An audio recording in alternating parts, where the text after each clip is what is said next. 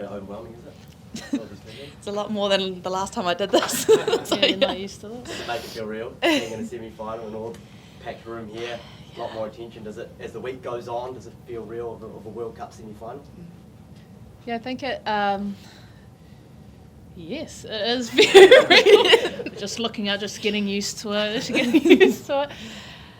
It's awesome, we're loving it. We're loving the hype that's around our team. It's probably something that we've missed in the past, and so it's really awesome for the Black Ferns to produce this. Where the support behind us is unreal. We can really feel all the love from, the spectators and all the support from our families and being in New Zealand, and so it's something that we're just trying to embrace, get used to, embrace at the same time. You mentioned getting used to it. Is that because you guys have been playing against yourselves, not a lot of international rugby, and now the world's here, everyone's playing, and it's a big spectacle. Are you feeling that? Are you feeling that there's a World Cup in town? Yeah, it does feel like, this is the biggest pinnacle event that you could dream of as a rugby player, and to have it here at home, it's been crazy. We've never had crowds like we have had these past few weeks, and I think the coolest feeling about the crowds that we are getting, we're looking to the crowd and that they're our people, those are our people, they're here to watch us and support women's rugby, and that's so exciting, and it just fuels the fire, and can't wait to, we already know the nation's proud of us, but to head out and be in a semi-final this weekend is pretty exciting. Is there also an element of not getting overwhelmed by it, the spectacle and the occasion? Yeah, I think we've talked about it as a team, and we know that semi-final, it's do or die footy right now, and so there is going to be a lot of eyes on us. There's a lot of pressure on us. We like to call it privilege pressure. So we're embracing all of this. We're very lucky to be in the place that we are. Not many people get to play in a Rugby World Cup semi-final, and so we kind of changed the perspective on it. We're really blessed. We know that the game stays the same. It's still the same game of rugby, still the same field that we play on, and so control what we can control, have some fun out there, enjoy the atmosphere, and just really embrace and enjoy the moment. That's probably what we're trying to focus on. Renee, could you talk about your work with Dan Carter and what that's been like, and it's not about that to be able to call on? Yeah, it's actually been incredible having Dan come in. I could, hand on heart, say my kicking game has changed since he's come into this environment. It was just small things as well that he said. He didn't come in trying to change, kicking styles or anything. He just made small tweaks and small key words that has changed my kicking style. And actually, he's been able to come in, and all of the backs are kicking now. So we all come to the kicking session. Yeah, there was a few complaints the first time that they weren't invited, but now all the girls are on board, and every time he comes in, it's so valuable. And you can just see the passion he has for women's rugby, which is even cooler. So that's pretty special having him in. A decent brain to pick, I suppose, as well. And in a week like this, right? He's played in one or two big tests in his time. So just to kind of pick his brain about everything that sort of comes with the World Cup semi-final, have you kind of been doing that as well? Yeah, 100%. I think it was so cool when Smithy actually did say he was coming in this week, because actually got to ask those questions about what goes through his mind when he's missed a kick, what goes through his mind when he's about to take a penalty that might put them in front by 3. It was actually really, really crucial, and I think I took a lot away from what he actually had to say, and then it got me thinking about my processes and what I'm going to do.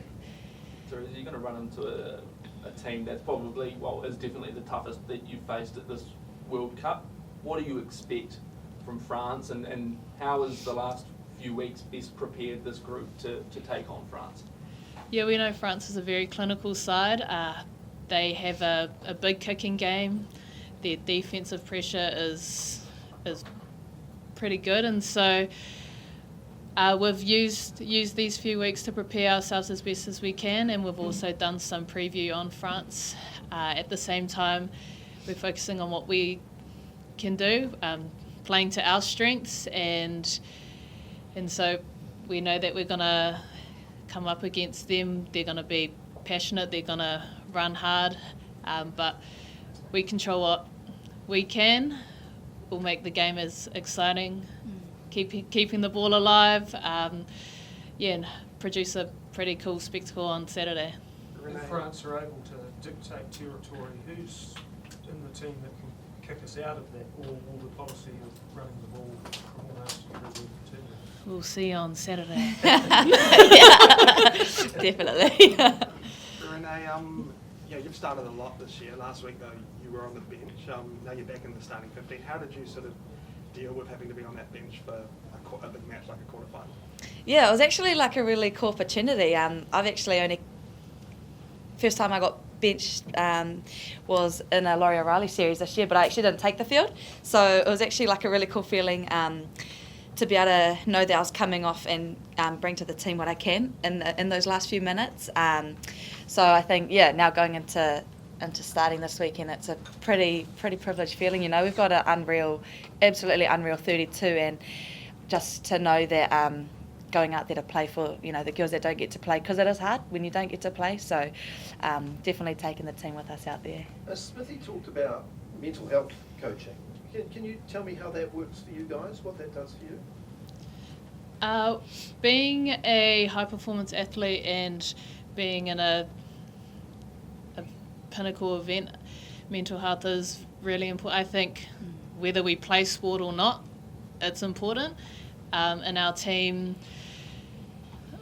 one of our things that we focus is just being a good person, being a good sister. We've been together for 7 weeks, and so always checking in on each other. We're our family away from home, and we got amazing resources. We got John, who's our mental skills coach, so he helps us out. We got coaches who really value mental health, and so there's a lot of open conversations happening. We're comfortable enough to speak up when we're feeling homesick or when we're feeling a certain way, and so it's really awesome. Do they also talk about, say, the impact of the constant head knocks and that issue that's at rugby at the moment? We probably haven't talked too much about that. We do try to focus on our technique, and so we know that we have a good medical staff too, and they're looking after that side of it, and we trust them, and they have all the knowledge for us, and we're kind of just focusing on the rugby side of it, I guess. Renee, Wayne Smith said the change to bring you into the starting 15 was a tactical one, sort of worried about maybe France's kicking game a bit. How do you look forward to the challenge of having to sort of diffuse that from fullback? I'm excited for the challenge. I didn't get the opportunity to play against these guys last year, so to be able to, being a fullback, to play against a team that loves to kick, it's happy days for a fullback, So I can't wait to take on that challenge, and when you've got the likes of Portia Woodman and Ruby too, and as your wingers, like, wow, what could go wrong? Just looking at the other end of the field, is there any goal practice on the cards this week? I think always when you come into finals footy, 100%, you gotta be ready for those moments. You never know what's going to happen, so 100% has been a preparation. Yep. I noticed that Eden Park had a huge support crew. How many of them come from Gisborne? Oh. Speak a little bit about the connection to Gisborne. Oh yes, so obviously Gisborne's my home, and there's not many get to make it out there and live their dreams. So I think I always give credit back to my community, because I've always got it around me, and to see them, like, their opening at Eden Park, I don't know how many were there, but there was a lot, and and that's the reason why we play. That's the reason why I play, to give back to those kind of people that have been there since day one. Can I just ask you guys, Wayne's just been talking and saying that you guys should not have been judged at all, what happened on that Northern tour. How badly have you all wanted to have a go at either England or France? Oh yeah. I think we love playing against sides like that. That's the reason why we play. We're competitive. We don't like losing. Being at a World Cup, we've had speakers past players who have played in big events like this, and when you come here, it's even playing field. So whatever happened in the past, happened in the past. It's an even match this weekend, and so we know that they'll be coming out really strong, and we'll be doing the same. And when it comes to France, obviously you respect the whole side, but are there any players in particular? They've got Romain Manager coming back. Who do you really rate?